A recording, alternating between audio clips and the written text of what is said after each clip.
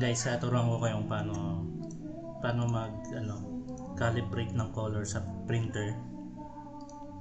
Bali, press nyo lang yung Windows R, tapos Control, then makikita nyo dito yung View Devices and Printer. Pag nandyan na kayo, makikita nyo tong printer device na drivers ko, then click mo yun, right click, then makikita mo dito yung printing preference. From this, siselect nyo yung maintenance. So meron ditong dalawang option, yung isa print quality, din yung isa print head cleaning. So ang gagawin mo is mag-cleaning ka para makalibrate mo yung color niya.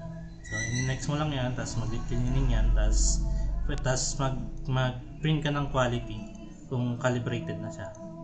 Yun, ayun guys, para maayos niyo yung coloring ng printer.